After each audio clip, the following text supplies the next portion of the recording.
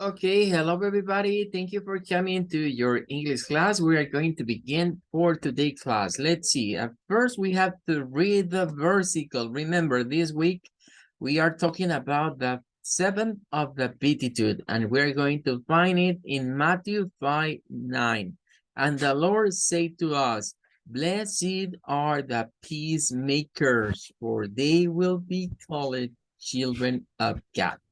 The word, the value for this week is peacemaker, peacemaker.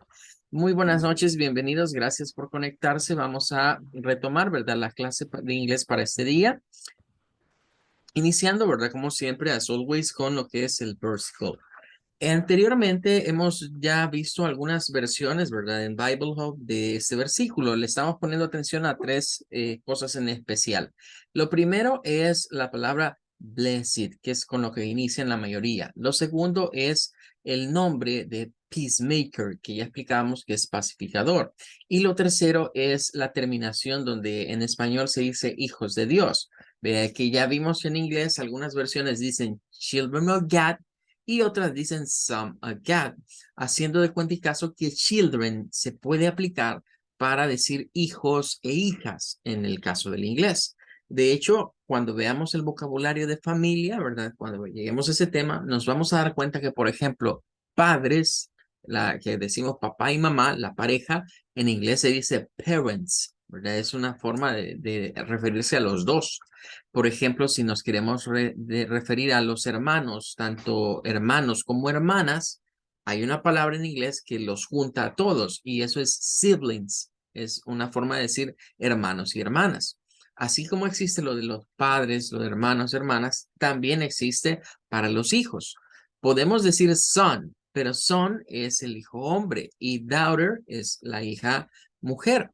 Entonces, cuando decimos children, estaríamos abarcando tanto hijos e hijas.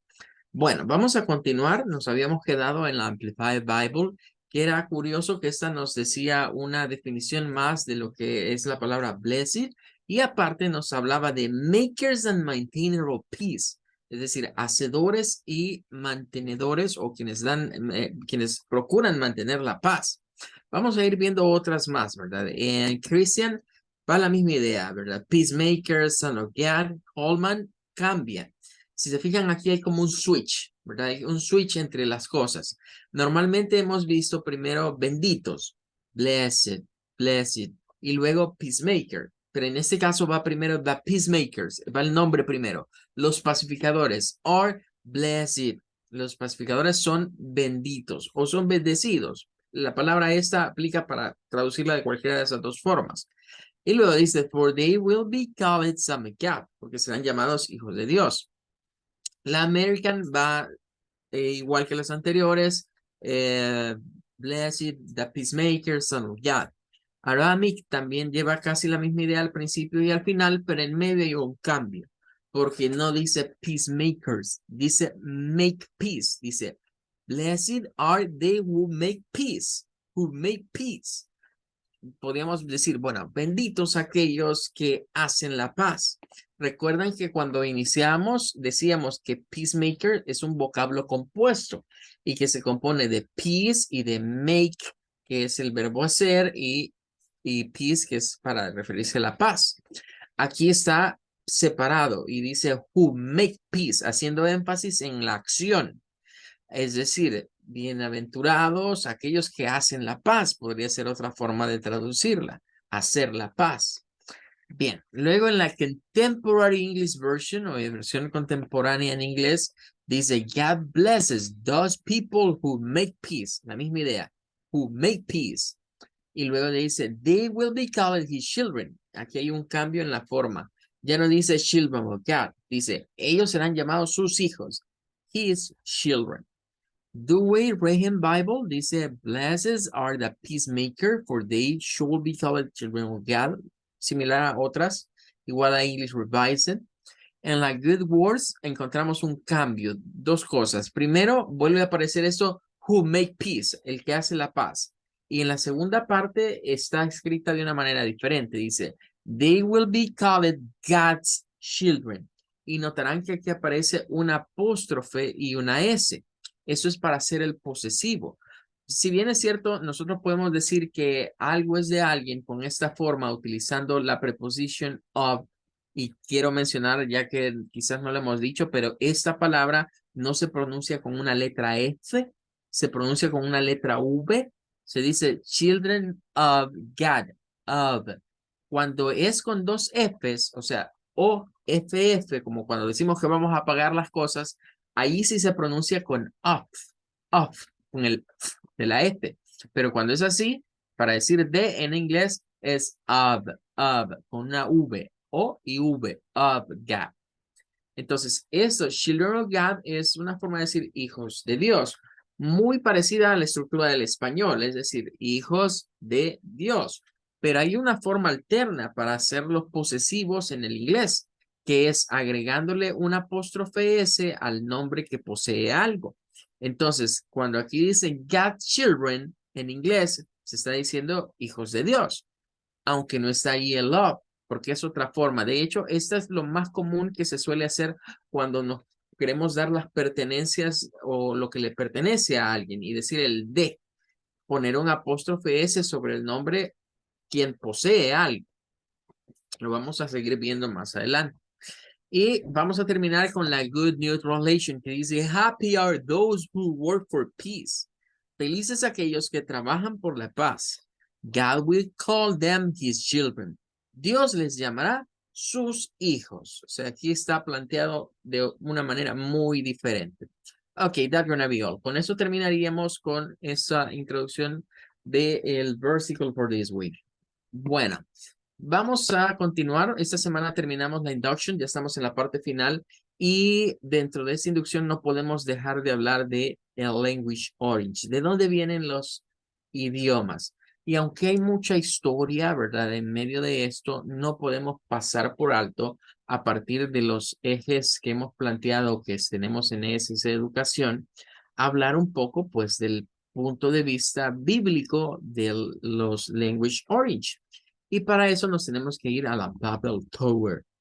Les comentaba, aquí está el relato, ¿verdad? En el libro de Génesis, en el chapter 11, por versículo 1 to 9, encontramos el relato. Voy a llevarlos a esta plataforma que es diferente a Bible Hub. Este se llama Bible Gateway. Esta tiene en varios idiomas y también está en español.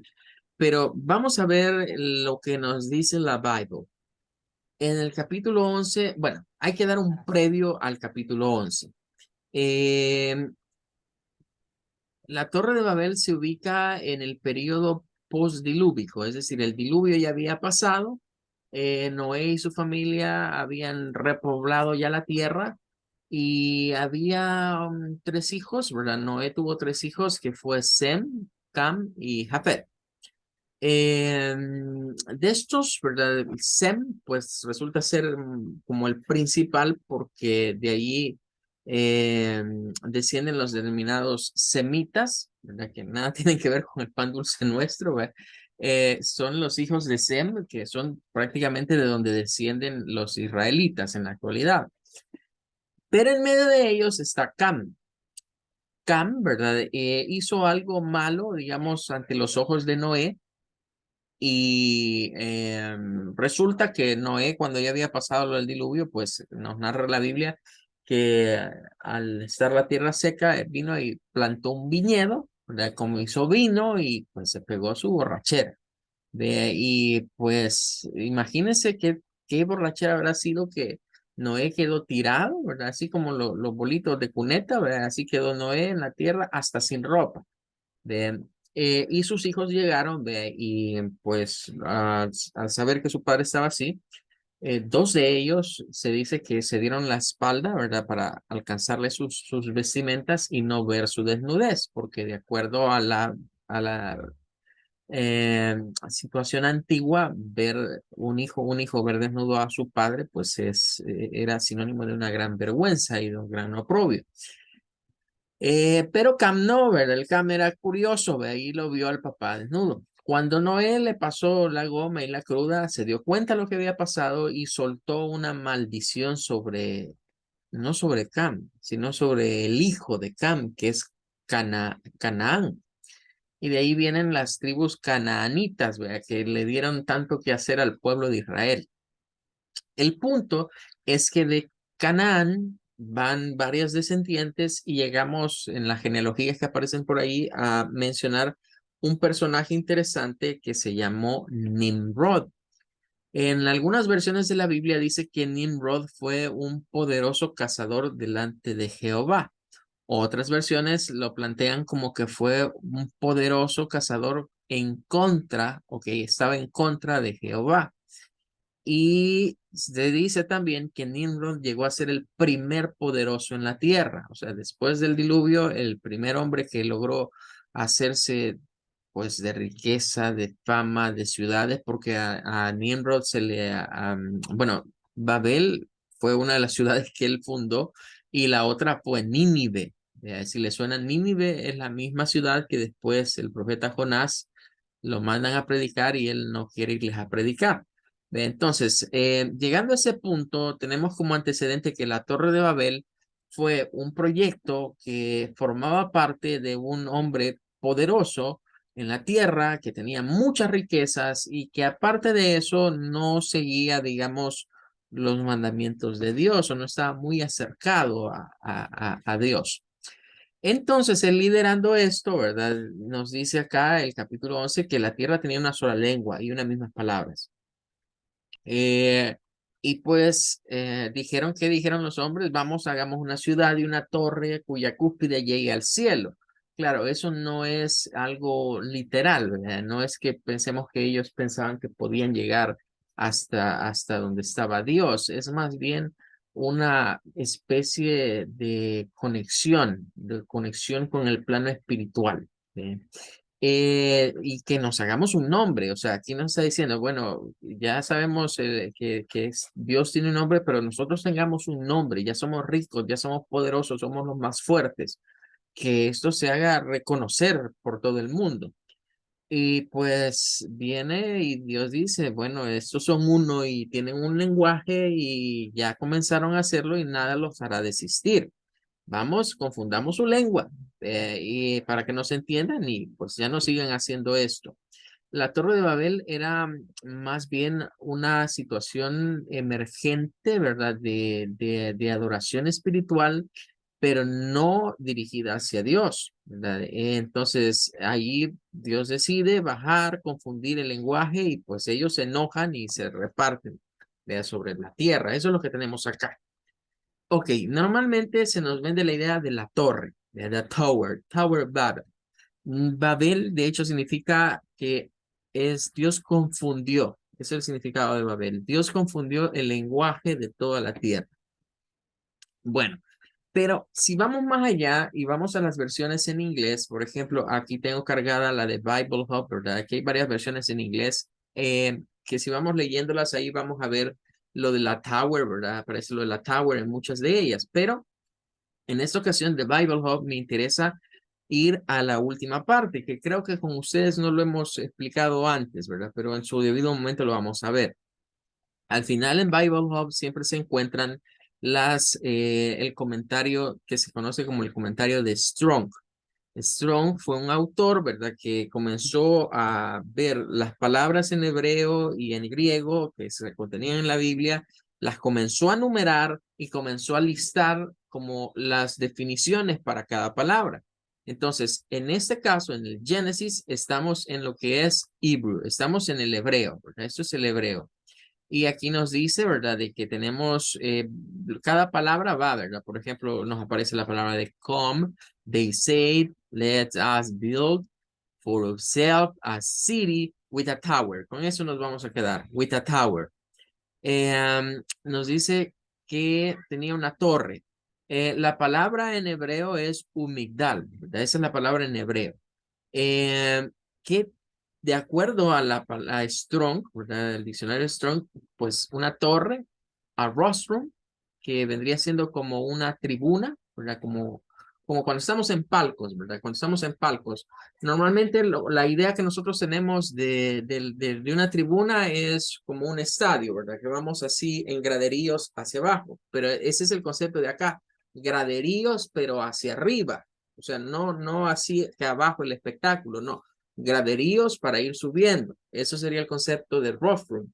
Y por último, un término que puede ser un poco extraño, que es bed of flowers. Bed of flowers, que literalmente se traduce como una cama de flores. Bueno, esto ya nos va dando una idea de que el concepto moderno que nosotros tenemos de una torre no es el mismo concepto que aparece acá en el capítulo de Génesis. Es algo muy diferente.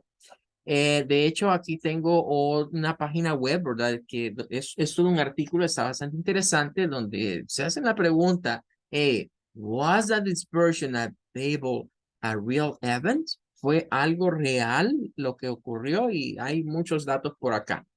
Lo interesante es que en esta parte nos hablan acerca de lo que acabamos de leer.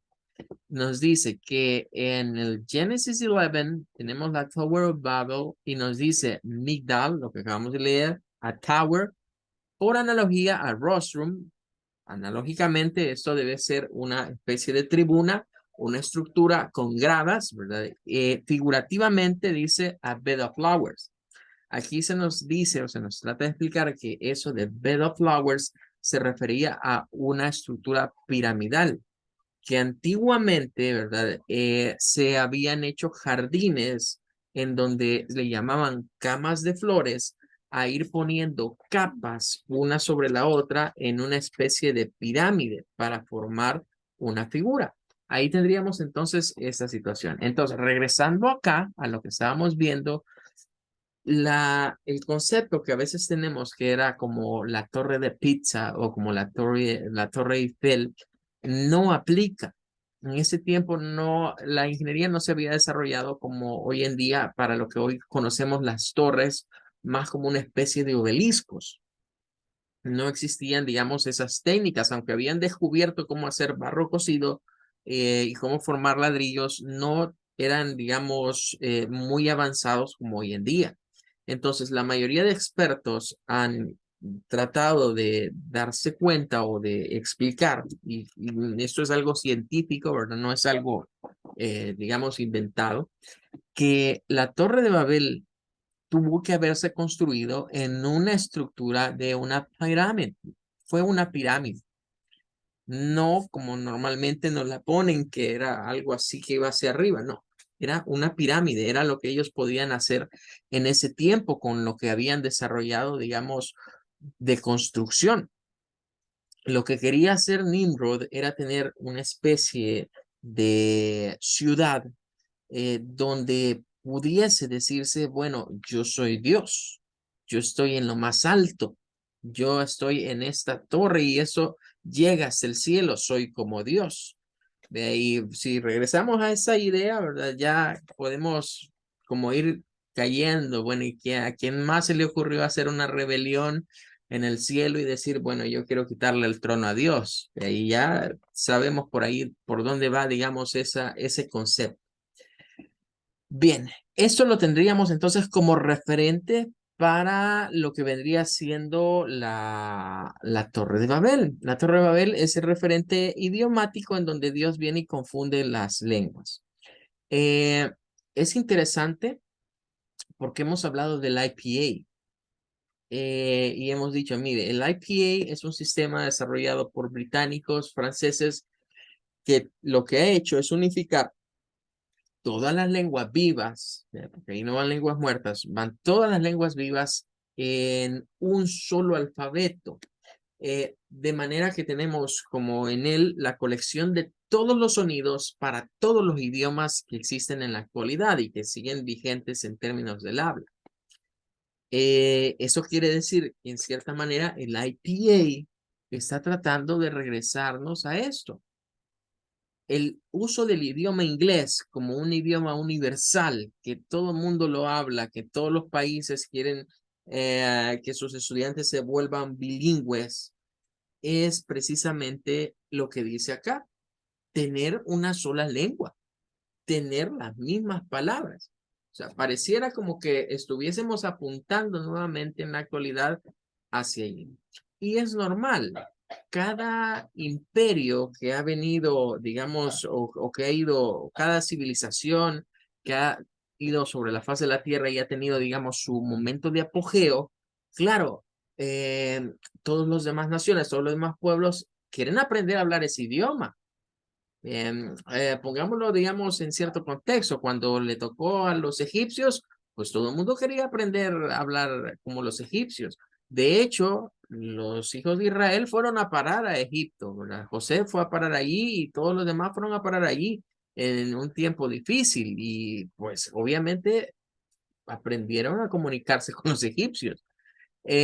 Luego, digamos, la época de oro, de esplendor del pueblo hebreo, ¿verdad? Cuando llega David al trono, le sucede Salomón, pues habla incluso la Biblia de que hasta la misma, una llamada reina del sur, o la reina de Saba, no es pensar que es la novela, es el término reina del sur, ahí está en la Biblia realmente, que de hecho, fíjense que como un paréntesis, vamos a sacar una serie, ¿verdad? Ya tenemos varios temitas por ahí de cosas que vemos actualmente en la televisión, novelas, escritos, casi todo. Hay muchas cosas que las podemos ir a ver con un origen bíblico, incluso esta novela de la Reina del Sur, ¿ve?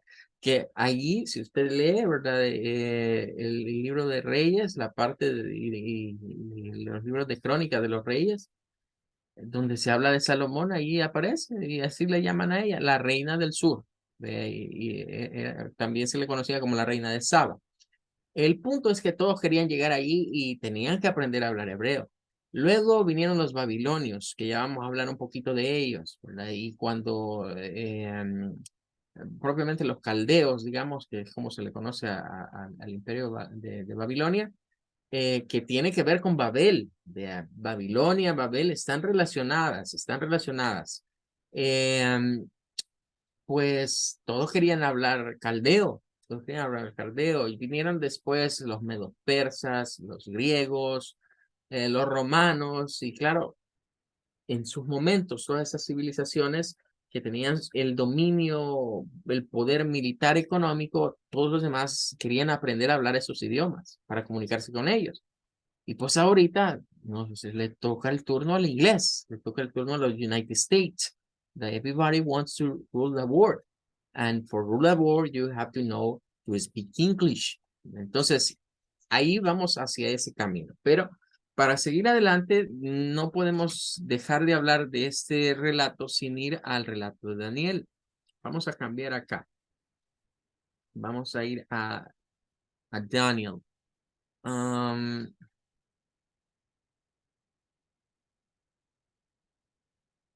Ok, vamos a ir al chapter 1. Bueno, eh, vamos a relacionar la historia de Daniel con lo que acabamos de estar leyendo del Génesis y con la situación contemporánea actual. En el reino de Israel, después del rey Salomón, tuvo una división, ¿verdad? Se dividieron en los reinos del norte y los reinos del sur, más conocido como Israel y Judá.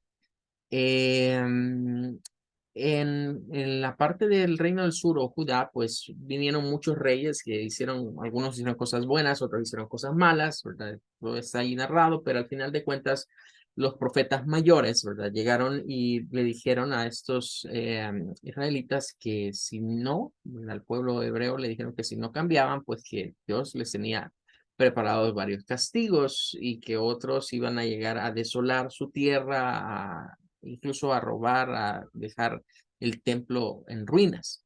Y el primero que le tocó hacer eso, el primer reino, digamos, que cumplió con esas profecías fue el reino de los babilónicos o de los caldeos, donde figuró un rey que se llamó Nabucodonosor. Realmente su nombre era Nabucodonosor segundo, ¿verdad? Porque ya había habido un Nabucodonosor primero. Llega ahí a Jerusalén y este rey hace cosas interesantes, ¿verdad? Y es que pues se llevó todo lo que era de oro, todo lo que estaba en el templo, ¿verdad? Pero miren, le dijo a Aspenaz, que era uno de sus sirvientes, que trajese de los hijos de Israel del linaje real de los príncipes, muchachos en quienes no hubiese tacha, de buen parecer, enseñados en sabiduría, sabios en ciencia, de buen entendimiento, idóneos para estar en el palacio del rey, que les enseñase las letras y lengua de los caldeos. Vaya, veamos esta parte. Nabucodonosor, bueno, actualmente hablamos de globalización. Creo que es un tema que lo hemos escuchado por todas partes, ¿verdad? Y pensamos que eso es nuevo. Pero miren, Nimrod en Babel, él tenía un programa de globalización. Ya había tenido el poderío económico, ya tenía el poderío militar, y ya tenía la comunicación, ¿verdad? La lengua ya era común entre todos ellos. Y entonces él ya tenía esa situación. Nabucodonosor, al llegar fue un rey especial, porque los pueblos que conquistó, si bien es cierto, los destruía y robaba, digamos, las cosas, tomaba las riquezas, no acababa con todos los que perteneciesen a eso. De hecho, aquí se habla del remanente de Israel, es decir, de los que quedaron vivos porque se los llevó, o se habla de la deportación a Babilonia, que se llevó cautivos al pueblo de Israel a Babilonia. Pero miren qué interesante, iba escogiendo, escogía jóvenes, primero que no tuviesen tacha, dice, después dice que fueran de buen parecer, o sea, que tuvieran buen aspecto físico, que fueran sabios, es decir, no quería gente que no estuviera preparada, quería gente educada en ciencia, que fueran de buen entendimiento, que pudiesen trabajar en el Palacio del Rey, o sea, que fuese gente idónea o que cumpliese con un currículum al estilo del rey de Babilonia. Y que aparte de eso, que les enseñaran letras y lengua. Nabucodonosor estaba aquí haciendo un proceso de globalización con los que conquistaba. Y entre ellos se fueron los israelitas. Los israelitas formaron parte de esto.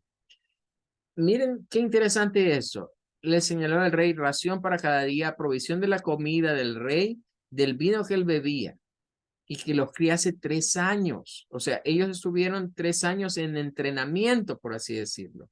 Estuvieron 3 años estudiando, preparándose para servir a los caldeos. O sea, él llegaba a conquistar tierras, pero a las personas que veía más aptas, más capacitadas, mejor preparadas, de mejor parecer, los resguardaba para formar parte de su gabinete de gobierno, para que fueran parte de su plan, de su imperio y que estuvieran sirviéndole a él. O sea, no era de que, esos mejorcitos mátenlos, no, tráiganmelos para acá y enséñenle a hablar lo que nosotros hablamos y enséñenles a comer lo que nosotros comemos y a beber lo que nosotros bebemos. ¿Ve? Miren, ¿cuál es el problema que tenemos ahorita acá en nuestro país? Muchas enfermedades de salud a causa de ¿qué? De la fast food, de la pizza, que las hamburgers, que los hot dogs, que las sodas.